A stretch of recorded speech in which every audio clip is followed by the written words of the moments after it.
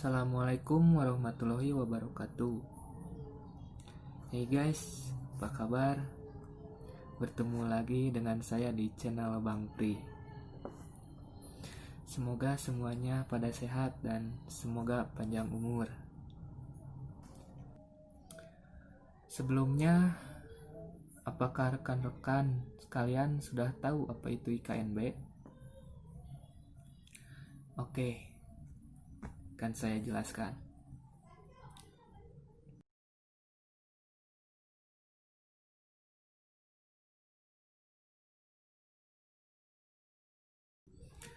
Lembaga keuangan non-bank atau biasa dikenal dengan sebutan LKNB atau IKNB merupakan salah satu lembaga keuangan yang berfungsi untuk menyalurkan dana seperti yang diungkapkan oleh Tamrin Abdullah bahwa industri keuangan non-bank atau IKNB adalah badan usaha yang melakukan kegiatan di bidang keuangan secara langsung maupun tidak langsung, menghimpun dana dari masyarakat dan menyalurkan kembali kepada masyarakat sebagai kegiatan produktif.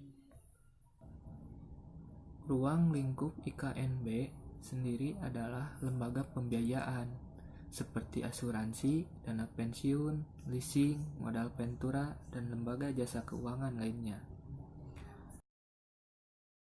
Lingkup IKNB syariah sebenarnya sama saja dengan IKNB konvensional, yakni lembaga yang menjalankan usahanya berkaitan dengan aktivitas industri asuransi, dana pensiun, lembaga pembiayaan, dan lembaga jasa keuangan lainnya.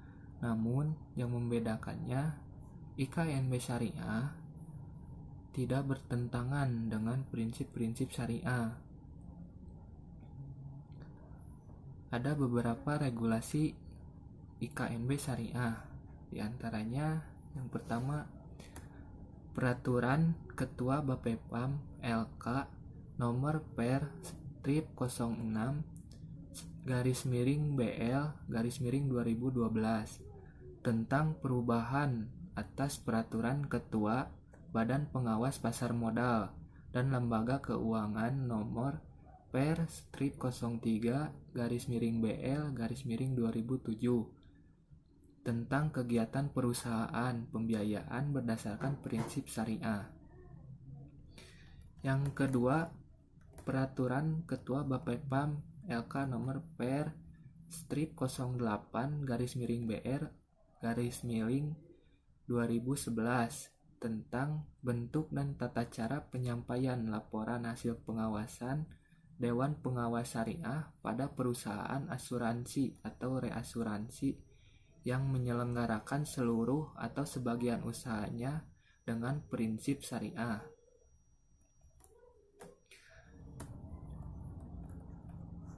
Regulasi yang ketiga yaitu Peraturan Ketua Bapepam LK nomor per strip 06 /BL 2011 tentang bentuk dan susunan laporan serta pengumuman laporan usaha asuransi dan usaha reasuransi dengan prinsip syariah.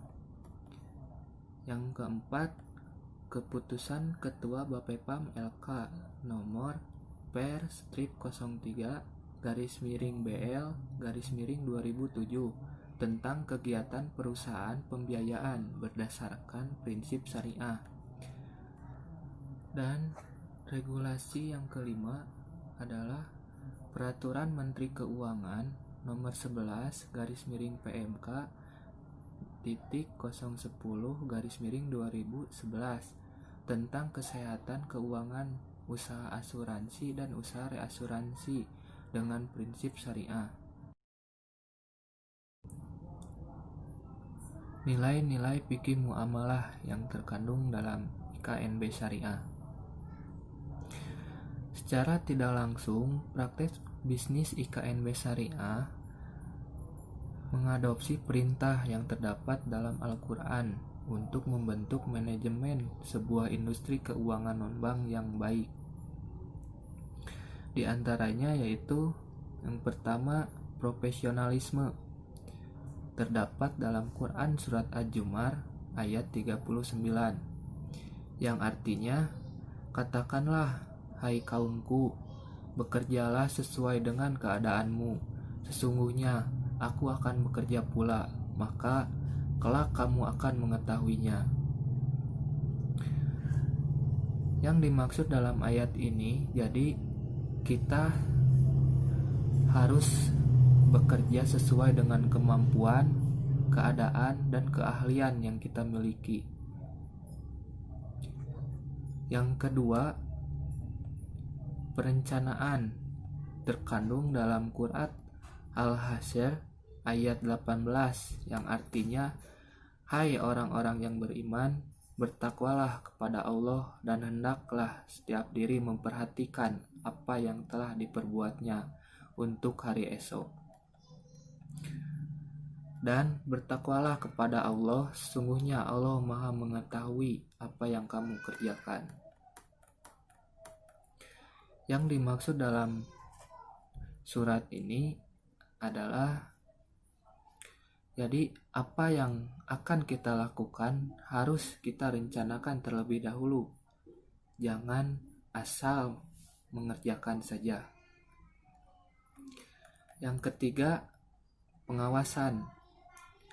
Terdapat dalam Quran surat Al-Balad ayat 17 yang artinya, dan dia tidak pula termasuk orang-orang yang beriman, dan saling berpesan untuk bersabar dan saling berpesan untuk berkasih sayang. Artinya, yang dimaksud dalam ayat ini adalah kita sebagai manusia harus saling mengawasi dan harus saling memberikan nasihat untuk menuju jalan yang benar. Yang keempat adalah prinsip musyawarah. Terdapat dalam Quran surat Ali Imran ayat 159 yang artinya, maka disebabkan rahmat dari Allah lah kamu berlaku lemah lembut terhadap mereka. Sekiranya kamu bersikap keras lagi berhati kasar, tentulah mereka menjauhkan diri dari sekelilingmu. Karena itu maafkanlah mereka. Mohonkanlah ampun bagi mereka dan bermusyawarahlah dengan mereka dalam urusan itu. Kemudian apabila kamu telah membulatkan tekad, maka bertakwalah kepada Allah. Sesungguhnya Allah menyukai orang-orang yang bertawakal kepadanya. Jadi yang dimaksud ayat ini adalah kita harus bermusyawarah dalam menentukan apapun untuk mencapai mufakat atau persetujuan bersama. Jadi tidak ada yang dirugikan dan tidak ada yang diabaikan.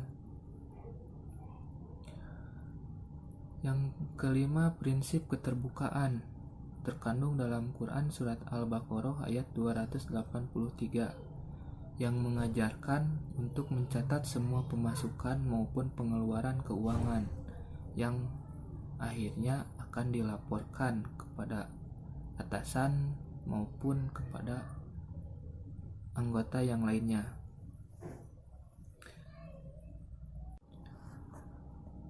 Dan prinsip yang terakhir yaitu prinsip kerjasama terkandung dalam surat Al-Maidah ayat 2 yang artinya, dan tolong menolonglah kamu dalam mengerjakan kebajikan dan takwa, dan jangan tolong menolonglah dalam berbuat dosa dan pelanggaran, dan bertakwalah kamu kepada Allah, sesungguhnya Allah amat berat siksanya.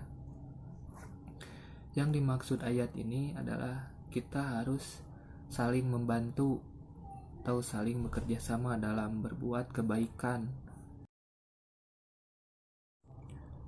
Jenis-jenis IKNB syariah. Ada 4 jenis IKNB syariah, diantaranya yang pertama asuransi syariah. Asuransi menurut terminologi sebagaimana yang disebutkan dalam Undang-Undang Nomor 2 Tahun 1992 bahwa asuransi adalah perjanjian antara dua pihak atau lebih, dengan mana pihak penanggungan mengikat diri pada tertanggung dengan menerima premi asuransi untuk memberikan penggantian pada tertanggung karena kerugian, kerusakan, atau kehilangan keuntungan yang diharapkan, atau tanggung jawab hukum kepada pihak ketiga yang mungkin akan diderita tertanggung, yang timbul dari suatu peristiwa yang tidak pasti, atau untuk memberikan suatu pembayaran yang didasarkan atas meninggalnya atau hidupnya seseorang yang dipertanggungkan. Contohnya seperti asuransi jiwa atau asuransi industri atau perusahaan dan sebagainya. Kemudian pegadaian syariah.